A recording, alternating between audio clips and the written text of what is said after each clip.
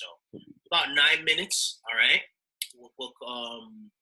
We're getting to that point now. So we're gonna start seeing price start to shake up a little bit. Yeah, GU's been freaking chilling out right there. Oh, dude, GU has been waiting for this day. It's just been consolidating because it's gonna make its move. Yeah, and like I said, consider that you can see the triangle now. All right, you see it a lot more clean, a lot more clear. I haven't updated this, and we're still remaining above the average. All right, so we can have a scenario where we spike down against the moving average. All right, we'll spike against it, and then obviously that gives some leeway. 1, 2, 3 pin right there. I like that aspect of it, but I don't like the fact that we're still sitting very much above the average. All right, and so forth, and that we can just easily have a spike. That does look like a triangle, a continuation. Right. So we have to see what this line is. Okay. And then typically, for those of you who knows this, and a lot of you do, the real move will come later on, most likely in the day when there is a reversal. We are nearing the equilibrium of this triangle. All right, it's not like you're at the top or you're at the bottom. The triangle is very visible. All right, and so forth. So once again, if we do have a headline reaction, let me come into this right now. What I mean by when there's uncertainty, and let's try to, book against it. If we have a break, a real definitive break, then obviously you will see the anti-US dollar crosses tank. That's done. That's a given. All right. So let me just make something very clear to you. Oil is reacting to OPEC. All right. Politics. Oil is a commodity. It is not an exchange rate like obviously US dollar versus something or whatever. That is by the dollar, by the barrel. And that is usually obviously traded in the futures market, all right, predominantly. So if you're following futures contracts, which I look at, very much from time to time, then there is more of a relationship there with oil. All right. So I think, a lot of people have that tripped up and so forth. Yes, you can apply the technicals with oil, but consider the fact, do not treat it like an exchange rate. All right. This thing, and make sure you adjust the proper lot sizing rather than, sell now and buy now and sell. No, don't do that. Okay. Use reasoning and judgment. Keep up more with politics when you're following oil. All right. That's how we approach oil. A lot of you inbox me. You are very, very well concerned with I don't know whoever else you got a signal from. I don't really know. I don't really care. The point is, you asking me, should I close now? Should I do this? Should I do that? And so forth. And that's what I mean by, especially when you're newer in the game, do not try to take on, a commodity. All right. They move a lot swifter to the dollar value, and they definitely can be very rewarding, but they can also be very hurtful too. All right. So we did what happened.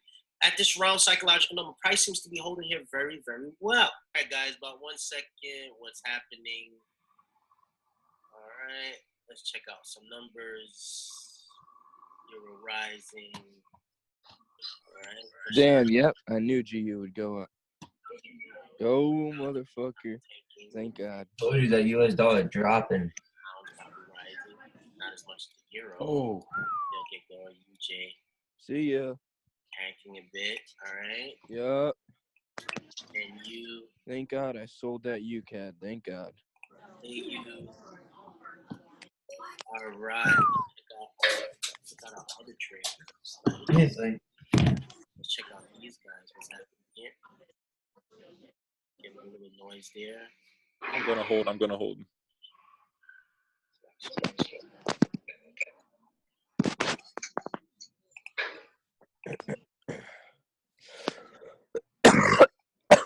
Damn, gold skyrocketed.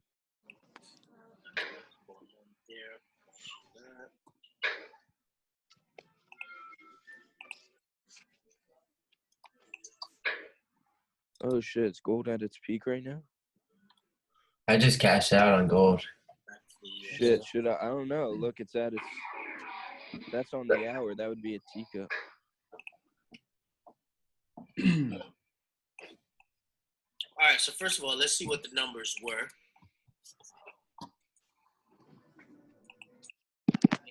Well, there you go. CAD is tanking. CAD is tanking. Sheesh. And that basically gave it away right there. On the 15-minute, that was a flag. Boom.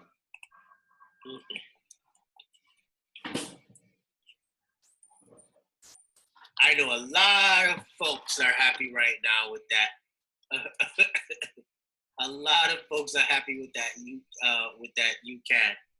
A lot of folks are happy with this U.S. dollar Canadian. Aussie Canadian. Let's check back on our Aussie CAD, guys. This is great. Let's look at our Aussie CAD. Let's get back here. Very good. Very, very good, guys. This is great stuff. Good.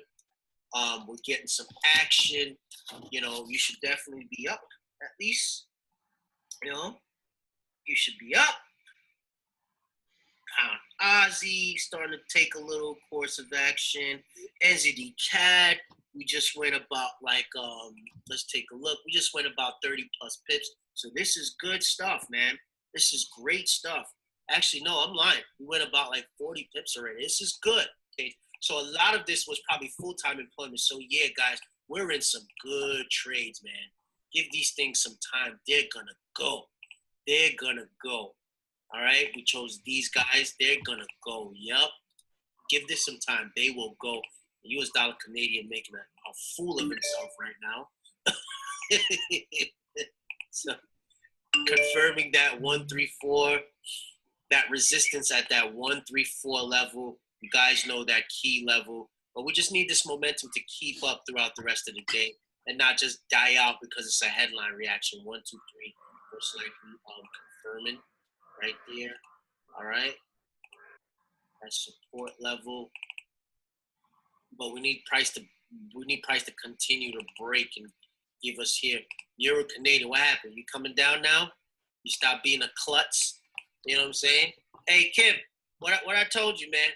I said, listen, this is where the news occur, right? Let me teach now, guys. Now that this is happening, and we all know we're in some nice trades, we're making some nice profits. You guys are making out real great, man. Real great. Yo, you guys are wicked in here, man. You guys are wicked in here.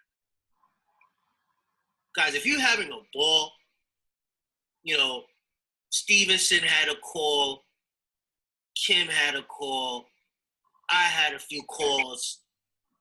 You know, Ricky gave a really nice swipe. I mean, guys, you got a hell of a stuff going on. This matters. Employment change is great, but this matters. But you see, guys, you see what I'm saying? This is how you learn this stuff. Okay, the headline comes out. The average hourly earnings was a miss. That is huge, a triple-headed monster. This was revised. Notice, previous forecast, we missed that forecast. Regardless of this number, this was seen as a negative NFP. And makes sense. Why? Because the positive data has been priced in already. All right? So I just said this at the beginning of the session. If one report is stronger than the other, that is probably going to be the best one to trade. So guys, man, listen, just do me a favor. Jump on IG right now. Show us some love. Show your favorite educators some love. Go on Facebook. Show your favorite educators some love. You know, let them know, listen, that this Pip Talk is rocking. The Pip Talk is back. You guys are getting fire signals in here. You're getting fire swipe setups. You got the fire gold cup. We got fire products in here. All right? Fire. Let your teams know. Go out there and let the whole world know that you're getting heat in here. We're catching heat in here. All right? I teach you guys how to read sentiment at times. Notice, U.S. dollar pairs are not moving maybe as fluidly as the other ones. All right? Sheesh, those are wicked hard. Why we shifted the attention a lot more on the CAD. Look at CAD that has thing. more of an effect. You may have a reaction here because we're touching the 50 moving average, and the inexperienced guy comes in and says, oh, yeah, all right, let me try to short the market. Then what happened? The market goes, it goes, it goes.